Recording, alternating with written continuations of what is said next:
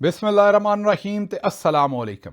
29 March Pakistan ਦੇ ਵਿੱਚ ਇਤਵਾਰ ਦੀ ਦੁਪਹਿਰ ਤੇ ਅੱਜ ਦੇ ਪੰਜਾਬੀ ਵੀਲੌਗ 'ਚ ਚੜ੍ਹਦੇ ਤੇ ਲਹਿੰਦੇ ਪੰਜਾਬ ਦੇ ਸੱਜਣਾ ਤੇ ਮਿੱਤਰਾਂ, ਭੈਣਾਂ ਤੇ ਭਰਾਵਾਂ, ਮਾਵਾਂ ਤੇ ਬਜ਼ੁਰਗਾਂ ਨੂੰ ਜੀ ਆਇਆਂ। ਸਭ ਤੋਂ ਪਹਿਲੇ ਆਸਿਮ ਮੁਨੀਰਜ਼ ਡਿਫੈਕਟੋ ਫਾਰਮ 47 ਮਿਲਟਰੀ ਰਾਜ ਡੇ 120। ਹੁਣ ਚੱਲਨੇ ਅੱਜ ਦੀਆਂ ਜ਼ਰਾ ਗੂੜੀਆਂ ਨਿੱਘੀਆਂ ਤੇ ਸੰਘਣੀਆਂ ਖਬਰਾਂ ਵਾਲੇ ਪਾਸੇ।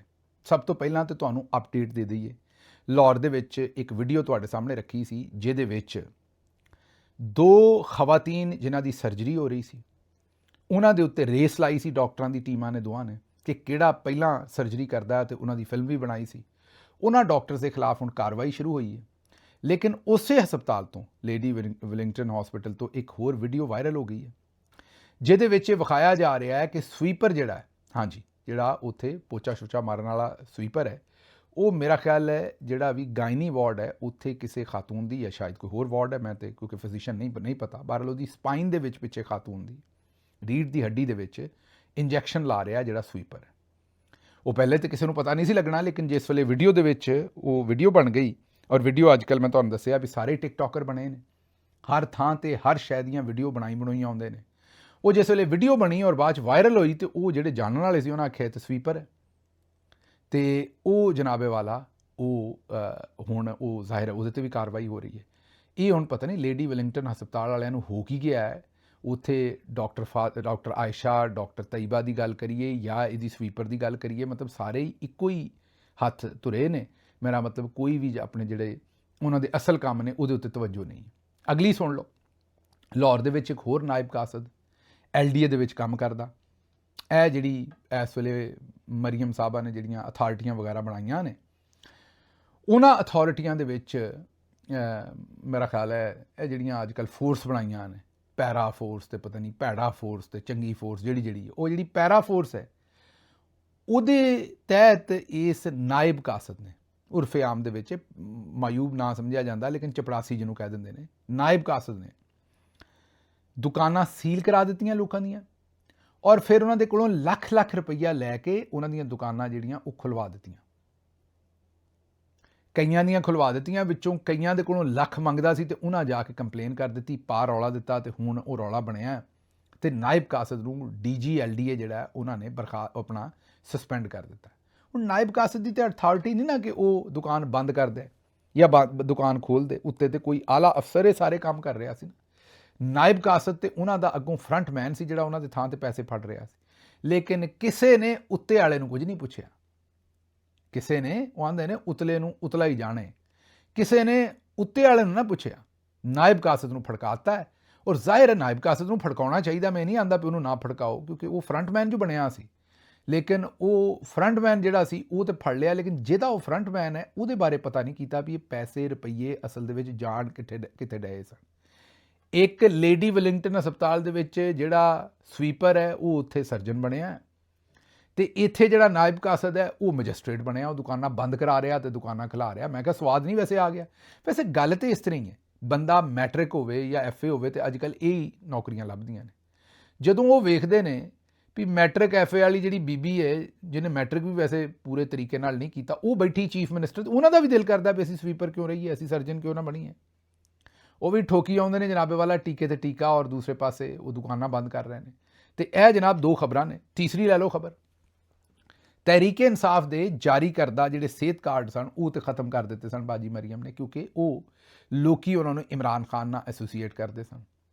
ਹੁਣ ਦੋਹਰੇ ਉਹੀ ਹੈਲਥ ਕਾਰਡ, ਇਮਰਾਨ ਖਾਨ ਵਾਲਾ ਹੀ ਹੈਲਥ ਕਾਰਡ ਦੁਬਾਰਾ ਬਾਜੀ ਮਰੀਮ ਲਾਂਚ ਕਰਨ ਲੱਗੀ, ਲੇਕਿਨ ਇੱਕ ਤਬਦੀਲੀ ਕਰਕੇ। ਹੁਣ ਨਾਰਮਲੀ ਜਦੋਂ ਵੀ ਕੋਈ ਨਵੀਂ ਸਿਆਸੀ ਹਕੂਮਤ ਕੋਈ ਚੀਜ਼ ਲਾਂਚ ਕਰਦੀ ਹੈ ਤੇ ਉਹ ਜ਼ਾਹਿਰ ਤਬਦੀਲੀ ਕਿਸ ਤਰ੍ਹਾਂ ਦੀ ਕਰਦੀ ਕਿ ਕੋਈ ਬਿਹਤਰੀ ਕਰਦੀ ਹੈ ਉਸ ਕੰਮ ਦੇ ਵਿੱਚ, ਤਾਂ ਕਿ ਉਹਦਾ ਵੀ ਨਾਂ ਬਣੇ, ਉਹਦੀ ਵੀ ਕੋਈ ਛਾਪ ਹੋਵੇ। ਹੁਣ ਜ਼ਰਾ ਗੌਰ ਨਾਲ ਸੁਣਨੀ ਹੈ ਤੁਸੀਂ ਤਬਦੀਲੀ ਕੀ ਹੈ।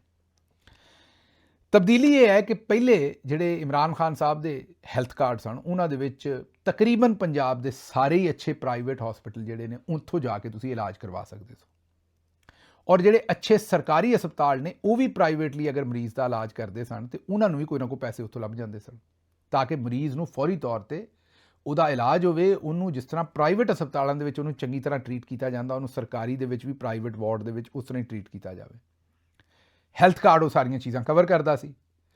ਹੁਣ ਜਨਾਬੇ ਵਾਲਾ ਇਹਨਾਂ ਨੇ ਕੀ ਕੀਤਾ, ਇਹਨਾਂ ਨੇ ਚੰਦ ਹਸਪਤਾਲ ਰੱਖੇ ਨੇ ਪੈਨਲ ਦੇ ਉੱਤੇ, ਜਿਸ ਤਰ੍ਹਾਂ ਕਿ ਇੱਕ ਤਾਂ ਬਾਜੀ ਮਰੀਮ ਦੇ ਖਾਨਦਾਨ ਦਾ ਟੱਬਰ ਦਾ ਜਿਹੜਾ ਸ਼ਰੀਫ ਆਪਣਾ ਇਤਫਾਕ ਹਸਪਤਾਲ ਹੈ ਉਹਨੂੰ ਰੱਖਿਆ, ਸ਼ਰੀਫ ਮੈਡੀਕਲ ਸਿਟੀ ਨੂੰ ਰੱਖਿਆ, ਤੇ ਨਾਲ ਕੋਈ ਬਹਿਰੀਆ ਦੇ ਵਿੱਚ ਉਮਰ ਹਸਪਤਾਲ, ਕੋਈ ਹੋਰ 1 2 4 ਹਸਪਤਾਲ ਇੱਥੇ ਖਬਰ ਜਿਹੜੀ ਰਿਪੋਰਟ ਹੋ ਰਹੀ ਹੈ ਉਹ ਕਿ ਉਹਨਾਂ ਨੂੰ ਰੱਖਿਆ, ਮਤਲਬ ਬੜੇ ਹੀ ਥੋੜੇ ਜਿਹੇ ਹਸਪਤਾਲ। ਲੇਕਿਨ ਬਾਜੀ ਨੇ ਇੱਕ ਕੰਮ ਕੀਤਾ ਹੈ, ਉਹੀ ਸਰਜਰੀ ਜਿਹੜੀ ਪਹਿਲੇ 3,48,000 ਰੁਪਏ 'ਚ ਹੁੰਦੀ ਸੀ, ਕਾਰਡੀਅਕ ਸਰਜਰੀ ਤਹਿਰੀਕ ਇਨਸਾਫ ਦੇ ਜ਼ਮਾਨੇ 'ਚ ਇਹ ਹੀ ਸਾਰੇ ਵੱਡੇ ਵੱਡੇ ਜਿਹੜੇ ਪ੍ਰਾਈਵੇਟ ਹਸਪਤਾਲ ਕਰਦੇ ਸਨ, ਹੁਣ ਉਸੇ ਕਾਰਡੀਅਕ ਸਰਜਰੀ ਦਾ 7 ਲੱਖ ਰੁਪਈਆ ਇਹਨਾਂ ਦੇ ਜਿਹੜੇ ਆਪਣੇ ਹਸਪਤਾਲ ਨੇ, ਜਿਹੜੇ ਇਹਨਾਂ ਨੇ ਇਸ ਪੈਨਲ ਤੇ ਰੱਖੇ ਨੇ, ਉਹਨਾਂ ਨੂੰ ਅਦਾ ਕੀਤਾ ਜਾ ਰਿਹਾ।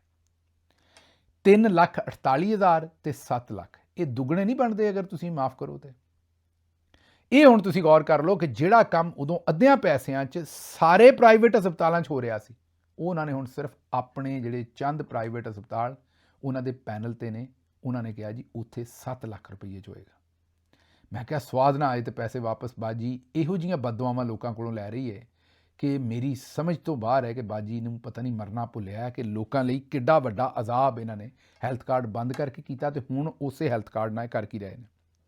ਹੁਣ ਜ਼ਰਾ ਸੁਣ ਲਓ, ਸੰਨ 2025 ਸਤੰਬਰ ਤੱਕ ਨਿੱਜੀ ਹਸਪਤਾਲਾਂ ਦੇ ਵਿੱਚ ਸ਼ਰੀਫ ਮੈਡੀਕਲ ਸਿਟੀ ਨੇ ਸਭ ਤੋਂ ਜ਼ਿਆਦਾ ਬੱਚਿਆਂ ਦੀਆਂ 427 ਸਰਜਰੀਆਂ ਕੀਤੀਆਂ, ਚਾਈਲਡ ਸਰਜਰੀਜ਼ ਜਿਹੜੀਆਂ ਨੇ ਉਹ 427 ਕੀਤੀਆਂ। ਇਹ ਸ਼ਰੀਫ ਮੈਡੀਕਲ ਸਿਟੀ ਜਿਹੜਾ ਸ਼ਰੀਫ ਖਾਨਦਾਨ ਦਾ ਹੈ, ਔਰ ਇਹਨਾਂ ਨੇ ਸਰਕਾਰ ਕੋਲੋਂ ਪੈਸੇ ਲਏ 22 ਕਰੋੜ 78 ਲੱਖ ਰੁਪਏ, 22 ਕਰੋੜ ਮਤਲਬ ਤਕਰੀਬਨ 23 ਕਰੋੜ। ਹੁਣ ਸਰਕਾਰੀ ਹਸਪਤਾਲਾਂ ਦੇ ਵਿੱਚ ਚਿਲਡਰਨ ਹਸਪੀਟਲ ਲਾਹੌਰ ਦੇ ਵਿੱਚ 1581 ਸਰਜਰੀਆਂ ਹੋਈਆਂ, ਸ਼ਰੀਫ ਮੈਡੀਕਲ 'ਚ ਕਿੰਨੀਆਂ ਹੋਈਆਂ 427। ਚਿਲਡਰਨ ਹਸਪੀਟਲ ਜਿਹੜਾ ਸਰਕਾਰੀ ਉਹਦੇ 'ਚ ਕਿੰਨੀਆਂ ਹੋਈਆਂ 1581, 4 ਗੁਣਾ ਜ਼ਿਆਦਾ। ਉਹਨਾਂ ਨੂੰ ਮਿਲੇ ਸ਼ਰੀਫ ਮੈਡੀਕਲ ਸਿਟੀ ਨੂੰ 23 ਕਰੋੜ 23 ਕਰੋੜ, ਔਰ ਇਸ ਚਿਲਡਰਨ ਹਸਪੀਟਲ ਨੂੰ ਕਿੰਨੇ ਮਿਲੇ 1 ਕਰੋੜ 80 ਲੱਖ ਰੁਪਈਆ। ਮੈਂ ਕਿਹਾ ਸਵਾਦ ਨਾ ਆਏ ਤੇ ਪੈਸੇ ਵਾਪਸ। ਇੱਕ ਵਾਰ ਰੰਗ ਨਹੀਂ ਭਰ ਦਿੱਤੇ ਉਹਨਾਂ ਨੇ। ਹੁਣ ਅੱਗੋਂ ਤੁਸੀਂ ਆਪੇ ਹੀ ਸਮਝੋ ਵੀ ਇੱਥੇ ਕੋਈ ਲੁੱਟ ਮੱਚੀ ਹੈ ਜਾਂ ਨਹੀਂ ਮੱਚੀ, ਉਹ ਮੈਂ ਤੁਹਾਡੇ ਤੇ ਛੱਡਦਾ, ਤੁਸੀਂ ਬਿਹਤਰ ਹੋ, ਜ਼ਿਆਦਾ ਸਮਝਦਾਰ ਹੋ। ਮੈਂ ਇਹਦੇ ਉੱਤੇ ਮਜ਼ੀਦ ਗੱਲ ਕਰਾਂਗਾ ਤੇ ਤੁਸੀਂ ਕਹੋਗੇ ਵੀ ਪਤਾ ਨਹੀਂ ਕੀ ਗਿੱਲ ਸਾਹਿਬ ਕਿਹੜੇ ਇੱਥੇ ਖੇਚਲ ਕੱਢਣ ਡਏ ਨੇ। ਅੱਗੇ ਸੁਣ ਲਓ, ਆਰਫ ਹਬੀਬ ਗਰੁੱਪ ਦੇ ਚੇਅਰਮੈਨ ਜਨਾਬ ਆਰਫ ਹਬੀਬ ਸਾਹਿਬ ਨੇ ਕਿਹਾ ਵੀ ਜੈਟ ਫਿਊਲ ਕਿਉਂਕਿ ਮਹਿੰਗਾ ਹੋ ਗਿਆ, PIA ਅਸੀਂ ਨਹੀਂ ਚਲਾ ਸਕਦੇ। ਉਹੀ PIA ਜਿਹੜੀ ਉਹਨਾਂ ਨੇ 10 ਅਰਬ ਰੁਪਏ 'ਚ ਸਾਰੀ PIA ਖਰੀਦ ਲਈ, ਜਿਹਦੇ ਵਿੱਚ ਕੋਈ 36 ਕਿ 38 ਜਹਾਜ਼ ਸਨ। ਬਾਜੀ ਮਰੀਮ ਦਾ ਇੱਕ ਜਹਾਜ਼ 13 ਅਰਬ 'ਚ ਆਇਆ, ਉਹ 10 ਅਰਬ 'ਚ ਖਰੀਦ ਕੇ ਉਹਦੇ 'ਚ ਫੌਜੀ ਫਰਟੀਲਾਈਜ਼ਰ ਦਾ ਵੀ ਹਿੱਸਾ ਹੈ, ਆਪਣੇ ਫੌਜੀ ਭਾਈਆਂ ਦਾ ਵੀ ਹਿੱਸਾ ਹੈ। ਹੁਣ ਫੌਜੀ ਭਾਈ ਵੀ ਤੇ ਆਰਫ ਹਬੀਬ ਸਾਹਿਬ ਵੀ ਆਂਦੇ ਨੇ ਵੀ ਤੇਲ ਮਹਿੰਗਾ ਹੋ ਗਿਆ, ਏਅਰਲਾਈਨ ਨਹੀਂ ਚੱਲਣੀ।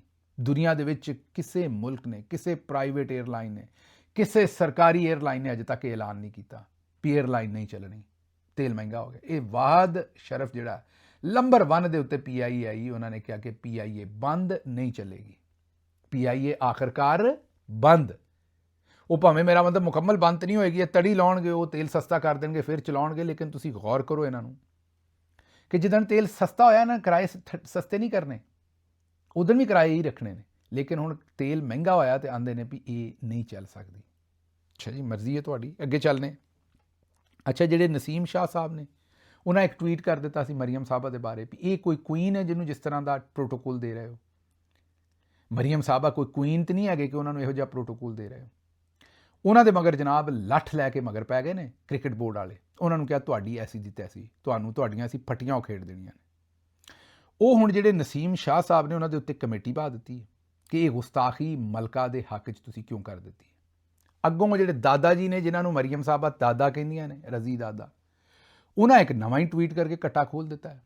ਉਹਨਾਂ ਕਿਹਾ ਮਲਕਾ ਕਹਿੰਦੇ ਨੇ ਬਾਦਸ਼ਾਹ ਦੀ ਬੁੱਢੀ ਨੂੰ, ਮਲਕਾ ਕਹਿੰਦੇ ਨੇ ਬਾਦਸ਼ਾਹ ਦੀ ਬੀਵੀ ਨੂੰ, ਤੇ ਮਰੀਮ ਸਾਹਿਬਾ ਨੂੰ ਕਿਸ ਚੱਕਰ 'ਚ ਮਲਕਾ ਕਹਿੰਦੇ। ਉਹ ਜ਼ਾਹਿਰ ਗੱਲ ਤੇ ਵੈਸੇ ਇਹਨਾਂ ਨੂੰ ਪਤਾ ਨਹੀਂ ਕਿਉਂ ਨਹੀਂ ਲੱਗਦਾ ਵੀ ਮੇਰਾ ਭਾ ਸਫਦਰ ਵੀ ਬਾਦਸ਼ਾਹ ਹੀ ਹੈ।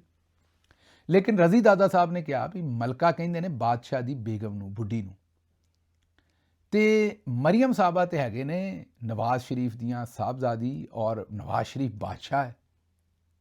ਨਵਾਜ਼ ਸ਼ਰੀਫ ਤੇ ਹੁਣ ਉਹੀ ਬਾਦਸ਼ਾਹ ਜਿਹੜਾ ਤਾਜ ਦੇ ਪੱਤਿਆਂ 'ਚ ਹੁੰਦਾ ਹੈ। ਵੈਸੇ ਤਾਂ ਮੈਨੂੰ ਨਵਾਜ਼ ਸ਼ਰੀਫ ਸਾਹਿਬ ਦੇ ਵਿੱਚ ਕੋਈ ਬਾਦਸ਼ਾਹੀ ਨਜ਼ਰ ਨਹੀਂ ਆਉਂਦੀ, ਬਲਕਿ ਮੈਂ ਆਨਾ ਉੱਤੇ ਵੀ ਗੋਲਾ ਹੁੰਦਾ ਹੈ, ਜੋਕਰ ਕਹਿੰਦੇ ਨੇ ਜਿਹਨੂੰ ਅੰਗਰੇਜ਼ੀ 'ਚ। ਨਵਾਜ਼ ਸ਼ਰੀਫ ਸਾਹਿਬ ਪਹਿਲਾਂ ਤੇ ਬਾਦਸ਼ਾਹ ਹੀ ਹੁੰਦੇ ਸਨ, ਲੇਕਿਨ ਉਹ ਕਈ ਵਾਰੀ ਹੋ ਸਕਦਾ ਹੈ ਨਾ, ਤੁਸੀਂ ਤਾਜ ਮੇਰਾ ਮਤਲਬ ਖੋਲੋ ਕਿਸੇ ਵੇਲੇ ਤੇ ਤੁਹਾਨੂੰ ਜਿਹੜੇ ਪੱਤੇ ਹੋਣ ਆਪੇ ਆਪਣਾ ਰੰਗ ਸ਼ੰਗ ਬਦਲ ਕੇ ਬੈਠੇ ਹੋਣ। ਇਹ ਇੰਝ ਹੀ ਸੀ ਵੀ ਜਿਹੜਾ ਤੁਸੀਂ ਮੇਰਾ ਮਤਲਬ ਇਲੈਕਸ਼ਨ ਤੋਂ ਪਹਿਲਾਂ ਜਦੋਂ ਡੱਬੀ ਤਾਸ਼ ਦੀ ਬੰਦ ਕੀਤੀ ਸੀ ਤੇ ਨਵਾਜ਼ ਸ਼ਰੀਫ ਸਾਹਿਬ ਬਾਦਸ਼ਾਹ ਸਨ, ਜਦੋਂ ਖੋਲ੍ਹੀ ਤੇ ਨਵਾਜ਼ ਸ਼ਰੀਫ ਸਾਹਿਬ ਗੋਲੇ ਬਣੇ ਸਨ। ਮਤਲਬ ਕਿ ਉਹ ਜੋਕਰ ਤੇ ਨਹੀਂ, ਉਹ ਕੀ ਕਹਿੰਦੇ ਨੇ ਉਹਨੂੰ ਗੋਲੇ ਨੂੰ, ਮੈਨੂੰ ਹੁਣ ਯਾਦ ਭੁੱਲ ਗਿਆ ਮੈਂ ਅੰਗਰੇਜ਼ੀ 'ਚ ਉਹਨੂੰ ਕੀ ਕਹਿੰਦੇ ਨੇ।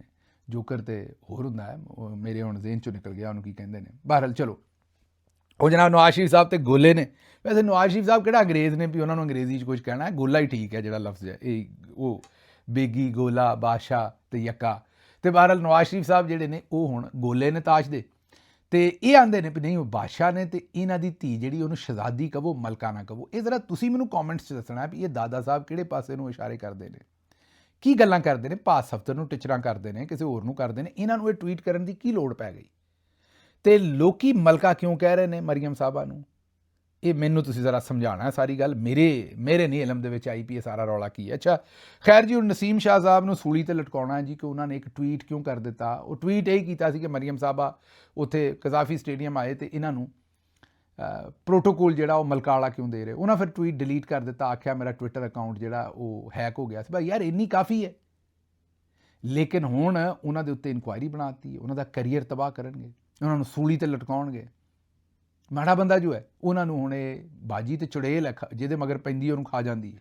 ਹੁਣ ਉਹਨੂੰ ਨਸੀਮ ਸ਼ਾਹ ਸਾਹਿਬ ਨੂੰ ਇਹ ਵੇਖੋ, ਇਹਨਾਂ ਨੇ ਕਦੀ ਕੋਈ ਕਮੇਟੀ ਨਹੀਂ ਬਣਾਈ ਜਿਹੜੀ ਪੁੱਛੇ ਵੀ ਇੰਡੀਆ ਕੋਲੋਂ ਸਾਰੇ ਮੈਚ ਹਾਰਦੇ ਜੇ। ਪਿਛਲੇ ਸਾਰੇ ਟੂਰਨਾਮੈਂਟ ਸ਼ੁਰੂ ਦੇ ਵਿੱਚ ਹੀ ਆਪਣਾ ਹਰ ਟੂਰਨਾਮੈਂਟ 'ਚੋਂ ਨਿਕਲ ਕੇ ਬਾਹਰ ਆ ਜਾਂਦੇ ਜੇ, ਗੰਦੀ ਤਰੀਨ ਪਰਫਾਰਮੈਂਸ ਦਿੰਦੇ ਜੇ। ਇਹਨਾਂ ਨੇ ਕਿਸੇ ਕੋਲੋਂ ਨਹੀਂ ਪੁੱਛਿਆ, ਕੋਈ ਇਨਕੁਆਇਰੀ ਨਹੀਂ ਕੀਤੀ, ਲੇਕਿਨ ਸਿਰਫ ਮਰੀਮ ਸਾਹਿਬਾ ਦੇ ਬਾਰੇ ਟਵੀਟ ਕਰ ਦਿੱਤਾ ਤੇ ਉੱਥੇ ਜਨਾਬ ਇਨਕੁਆਇਰੀਆਂ ਲੱਗ ਗਈਆਂ ਨੇ। ਉਮੀਦ ਇਹੀ ਕਰਦੇ ਹਾਂ ਵੀ ਕੋਈ ਥੋੜ੍ਹੀ ਜਿਹੀ ਸ਼ਰਮ ਆਏਗੀ ਇਹਨਾਂ ਨੂੰ ਤੇ ਕੋਈ ਥੋੜ੍ਹਾ ਜਿਹਾ ਮੇਰਾ ਮਤਲਬ ਹੈ ਕਿ ਹੱਥ ਹਲਕਾ ਕਰਨਗੇ, ਤੇ ਲੇਕਿਨ ਨਹੀਂ।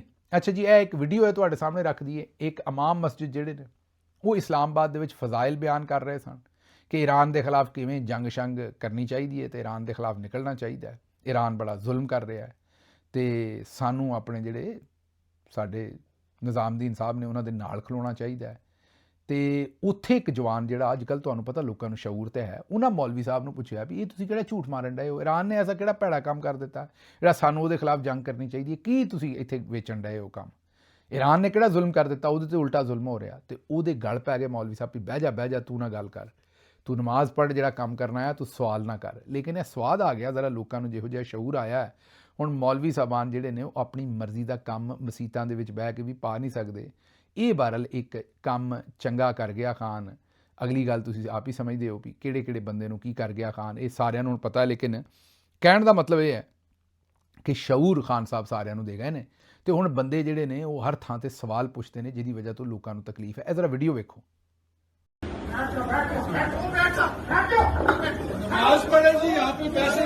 जंग लड़ने वाले मुसलमानों के साथ हैं, हमारी हमदर्दियां पहले भी उनके साथ थी, आज भी उनके साथ हैं, और जब भी हमको हमारी जरूरत पड़ी हम इंशाअल्लाह उनके साथ होंगे।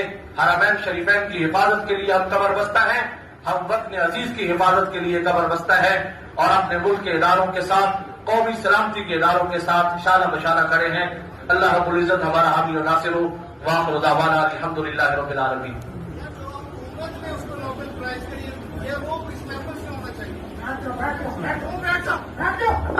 नमाज पढ़े जी, यहाँ पे पैसे ना करें।